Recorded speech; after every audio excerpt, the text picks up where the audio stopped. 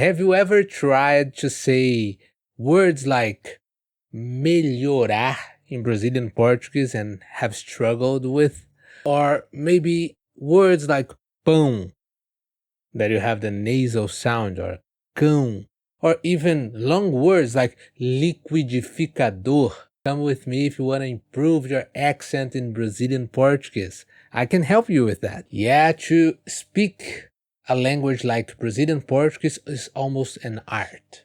And to help you with that, especially you, intermediate and advanced learners from Brazilian Portuguese, let's speak Portuguese. Eu sei que palavras como melhorar, cão, pão, pães, liquidificador podem ser palavras desafiadoras. Mas calma que meu nome é Hugo Araújo, eu sou professor de português para estrangeiros e host do podcast Don't Panic! Keep Speaking Portuguese. E hoje eu vim aqui para ajudar você a melhorar a sua pronúncia no português brasileiro. Sim, você vai soar como um brasileiro. Não se preocupe. Vamos falar agora sobre 4 desafios que assustam a maioria dos meus alunos e alguns dos nossos ouvintes do nosso podcast, alguns que participam na nossa comunidade exclusiva do Keep Speaking Portuguese no Patreon. O link você vai encontrar aqui embaixo desse vídeo.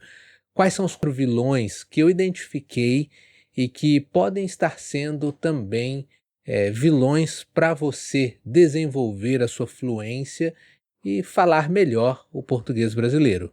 Primeiro, o R. Quem inventou o R brasileiro? E eu vou confessar que, sendo brasileiro, nativo brasileiro, só depois de começar a ensinar português brasileiro para estrangeiros é que eu percebi como o R brasileiro pode ser desafiador. Palavras como rosa ou carro têm um R que é um pouco diferente. Ele não é como o H do house em inglês, mas ele também não é arrastado e forte como alguns sons do alemão, por exemplo, que tem o R na garganta bem forte. Sem contar R's no meio das palavras entre vogais, como o R em forte. Poderia ser um vídeo inteiro só sobre o R, mas vamos resumir aqui. Em alguns casos, a pronúncia do R vai variar de acordo com a região do país. Então você não precisa se preocupar, vai ser muito difícil você soar como um brasileiro, tendo em vista que a definição de brasileiro vai variar dependendo de onde vem esse brasileiro. Para ilustrar, forte, você pode falar como eu, forte, ele tem esse R, ele é na garganta, mas ele é de leve, forte. Ele não é forte, percebe a diferença? Assim como na palavra percebe, você tem um ar saindo, mas você não tem um arrastado, não precisa doer na sua garganta. Mas, dependendo da região, você vai ouvir o forte. Esse forte é mais do interior, né, ou do interior, e ele é mais parecido com o R presente no inglês, mais parecido com um som, pelo menos, presente no inglês. Door, por exemplo, a palavra porta, se você usar o mesmo R, vai ser door. Em inglês, esse R, você pode usar no português também, forte. Ou você pode usar o que é na ponta dos dentes, no céu da boca, não bem na ponta dos dentes. Forte.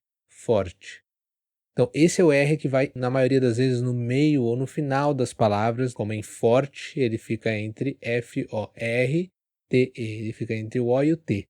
Então, entre uma vogal e uma consoante, ele vai, às vezes, entre uma vogal e uma consoante, mas geralmente no meio das palavras ou no final das palavras, ele vai ter esse som, como em ter, como em percebe. 3 sons, né? Ter ou ter. Agora, quando é o R duplo, como no caso do carro, você não tem muitas opções. O mais correto é carro, assim como na palavra correto, carro. Essas palavras têm o R que não é na garganta, ele é mais embaixo. Você tem o som, você tem o ar saindo, mas você não tem um arranhado também. É um pouco diferente, mas esse é um vilão. Sim, tem mais vilões. Segundo vilão, a famosa nasalização. Nasalização. Como nas palavras cão, pão, cães. E nessa eu tenho uma dica especial que vai mudar o seu jeito de falar português brasileiro e eu já volto para explicar, mas esse é o segundo vilão. Terceiro vilão, a melodia nas palavras ou a melodia nas frases. Sim, se você reparar, cada idioma tem uma melodia na fala, um cantado, uma musicalidade. O brasileiro não é diferente, dependendo da região, cada região tem a sua musicalidade, mas a musicalidade das frases, das sentenças, no português brasileiro é muito diferente da musicalidade do inglês. Então, esses foram os 3 desafios. E eu vou dar uma dica no final que vai ajudar você ainda mais a vencer esses desafios e soar como um brasileiro. Vamos à primeira técnica que vai ajudar você a vencer todos esses vilões, do R, passando pela musicalidade da fala e pela nasalidade também do português brasileiro. O uso de músicas. Sim, você usar as músicas no aprendizado é uma ferramenta poderosíssima. Por quê? Porque as músicas já têm em si uma melodia, e quando são músicas bem feitas, elas respeitam as tônicas e essa musicalidade que o idioma tem naturalmente. E mesmo que você não entenda, lembre-se, esses são desafios e são dicas para ajudar você a melhorar a sua pronúncia. Você não precisa, com apenas um exercício ou de uma vez só, dominar todos os campos de uma comunicação. Então, esse é um erro que a maioria das pessoas comete, é que aprendendo um idioma, ela quer ao mesmo tempo falar com a pronúncia correta, entender o que está falando e escutar bem tudo, entender tudo. E é muito difícil. Então, foque nesse exercício usando músicas brasileiras, foque na pronúncia, foque em ouvir a música e repetir, pausar e repetir trechos das músicas exatamente como você escuta, ou até transcrever foneticamente o que você escuta nas músicas, sem se preocupar com o significado, com o vocabulário ou com a escrita correta. Deixe isso para uma outra oportunidade, isso é uma outra área que você vai trabalhar com outro exercício em outro momento. Então, essa é uma coisa que vai te ajudar muito com a pronúncia, usar as músicas. Outro exemplo ainda dentro das músicas, foque nas partes difíceis. Escolha músicas que te desafiam, músicas que não te deixam confortáveis ao escutar e repetir. É isso que vai ajudar você a vencer os obstáculos. Outra dica, desafio do espelho. Segunda dica que vai te ajudar a melhorar a sua pronúncia, pratique em frente ao espelho e preste atenção aos sons que você faz, ao movimento que a sua boca faz, que a sua garganta faz, sinta os seus músculos e preste atenção nas diferenças. Para isso, você também vai precisar de uma referência, então use um vídeo de um nativo falando ou algo que você queira imitar, queira soar parecido, especialmente já que comentamos antes, o português tem muitas opções de sotaques para você escolher. Escolha um sotaque para não ficar confuso. E qual R eu vou usar? Eu vou falar forte, forte ou forte? Hã? Qual musicalidade eu vou escolher? Eu vou falar como nordestino, que em algumas partes do Nordeste o T tem esse som. Então, e eu vou falar com a musicalidade no Nordeste. Eu vou falar, por exemplo, uma frase que a mainha foi buscar pão na padaria. Olha, ouça essa musicalidade. A mainha foi buscar pão na padaria, mas o pão estava muito caro. Ó, preste atenção. Nananã, nananana, nananana. Essa foi a musicalidade de uma região do país. Em outro lugar você vai ouvir outra musicalidade. Em São Paulo, você vai ouvir outra. No Rio de Janeiro vai ser Qual é, meu irmão? O pessoal foi buscar pão na padaria. A mãe foi buscar pão na padaria. Nananana. Nananana. Diferente. Em São Paulo vai ser diferente, mas eu não me lembro muito bem, porque eu sou carioca, então ainda não. Pode ser que eu erre se eu for demonstrar aqui o sotaque paulista, paulistano mesmo, mas é mais nasal, é mais agudo. Então, analise essas diferenças e procure praticar em frente ao espelho. Segunda dica. Terceira dica sobre nasalização: você vai pegar sua mão e vai colocar no nariz. E você tem palavras que têm semelhança e a diferença é exatamente a nasalidade. Por exemplo, a pronúncia de pau pode ser um pedaço de pau, um galho, né? Pau.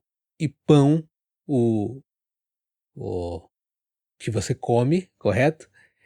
São muito parecidas. Então você vai praticar assim: você vai botar a mão no nariz e você vai falar pau. Quando você fala pau, isso aqui não deve vibrar. Você não sente nenhuma vibração aqui sem o som nasal. Quando você faz a nasalização, você deve sentir uma vibração aqui. Pão, an. Esse cão, cal. Cal, você não sente.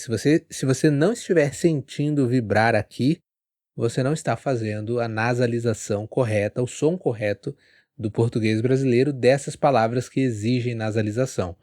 Palavras com aquele símbolozinho chamado de tio em cima do A, ou palavras que também possuem N ou M, né? Então, todas essas palavras geralmente têm um som nasal. Som, por exemplo, mesmo o som. A palavra som eu sinto vibrar aqui. Então, você precisa praticar para se acostumar com esse som usando a mão aqui no nariz para entender a nasalização. E uma outra dica, por fim, que vai ajudar você também a não soar robótico. Quando as pessoas aprendem um idioma, elas tendem a falar eu quero água. Tudo bem? Eu vou comprar pão. E fica difícil com o tempo você entender a velocidade que o brasileiro fala e você reproduzir isso. Então, desde o início, pratique palavras juntas, frases completas, mesmo pequenas frases. Pratique essas frases de maneira fluida. Por exemplo, ao invés de falar eu vou ao mercado, ou eu vou ao mercado, pratique vou no mercado, vou no mercado. Vou no mercado. Eu vou comprar pão. Não. Pratique. Vou comprar pão. Vou comprar pão. Pratique essas palavras juntas. E para isso, uma dica especial, uma maneira de você fazer isso é usar uma ferramenta que nós temos lá dentro da nossa comunidade exclusiva no Patreon, no KSP, Keep Speaking Portuguese, no Patreon. Você vai encontrar o KSP Speaking Drills. São episódios do nosso podcast recortados para que você, enquanto faz outras tarefas do seu dia a dia, possa escutar e repetir logo após. Você vai estar repetindo eu e a Érica, né? Logo após falas minhas e da Érica, nativos, e quando estamos falando, diferente de exercícios de pronúncia, em alguns casos, os exercícios de pronúncia não são muito efetivos porque já são nesse ritmo lento. Então, repita comigo os CDs, os áudios tradicionais de gramáticas são: repita comigo, eu vou ao mercado. E aí você aprende assim e não consegue depois identificar quando ouve um nativo dizer vou no mercado, ou mesmo não consegue repetir nessa velocidade. Então, se você acessar o link aqui, você vai ver que nessa comunidade você tem acesso a esse recurso, que são episódios de podcasts, que você pode fazer isso sozinho também, mas dá mais trabalho. Você pode ouvir o nosso podcast ou qualquer outro e pausar. A cada pouquinho, ouvir, pausar e repetir, ouvir, pausar e repetir. Lá na nossa comunidade nós já fizemos esse trabalho para que você possa simplesmente dar o play e ir escutando e repetindo. Escutar e repetir após cada pausa, após cada frase, você tem a pausa para fazer isso, e assim você vai conseguir praticar a pronúncia mais natural, mais fluente. Agora, por fim, eu vou ensinar 3 sons, na verdade 3 gírias, que podem ajudar você a soar ainda mais natural ao falar português brasileiro. Uma delas é aqui do Rio Grande do Sul, é o tchê. Aqui no Rio Grande do Sul as pessoas na conversa dizem: "Que isso, tchê?" Como assim, tchê? Tchê é uma gíria e significa muitas coisas dependendo da entonação, mas isso é assunto para outro episódio. Se você souber usar, pode fazer você soar mais natural. Segundo, o mano de São Paulo. Em São Paulo e, na verdade, em todo o país, também é bem comum usar mano. Mano significa literalmente irmão, mas é uma gíria, uma abreviação de irmão, mano, e a gente usa mano, pode ser usar uma expressão de surpresa, mano, você não sabe o que aconteceu, né? Pode ser usada de várias outras maneiras também, como eu disse, assunto para um outro vídeo, mas tente incorporar no seu vocabulário o uso dessa gíria. E uma outra coisa, que também dá um assunto complexo, dá um vídeo completo só sobre isso, mas vamos resumir aqui, só essa dica vai ajudar você bastante a soar mais natural, é usar o tipo.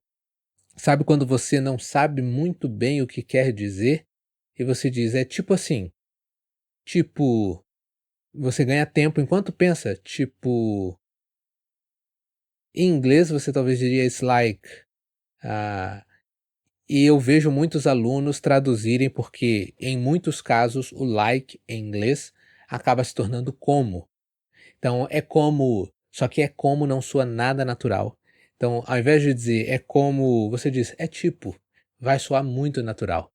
Então, nas suas próximas conversas, use isso. Diga, tipo assim, tipo, é que foi tipo, é um maneirismo, né? Uma muleta que você pode usar para soar mais natural e ao mesmo tempo ganhar tempo para pensar nas suas próximas palavras. E agora uma dica muito importante para você. Primeiro, pronúncia não é dom, é treino. Quanto mais você praticar, mais natural você vai soar. E segundo, não se preocupe demais com o seu sotaque, se preocupe sim em soar mais fluente, em ser entendido, mas mesmo que você não consiga reproduzir o R perfeitamente como o brasileiro, tenha dificuldades em palavras como melhorar, liquidificador ou usar o sotaque, a gíria que você mais gostaria, não se preocupe, porque o seu sotaque é a sua identidade. Ele te entrega, sim, mas ele diz da onde você vem. E os brasileiros acham legal que você está tentando aprender português brasileiro. Então, veja o sotaque mais como uma identidade do que um problema a ser resolvido. Agora conta para mim dessas palavras, desses desafios que citamos aqui, do R, da melodia do português brasileiro e da nasalização, qual foi o mais difícil para você? Qual tem sido o mais difícil? Ou qual som você ainda acha mais difícil e talvez eu não tenha falado aqui nesse vídeo? Conta para mim nos comentários e não esquece de se inscrever nesse canal, ativar a notificação e se você aprendeu algo novo, reage a esse vídeo para que ele possa também ajudar mais pessoas que estão aprendendo o português brasileiro. Não se esqueça, don't panic, keep speaking Portuguese.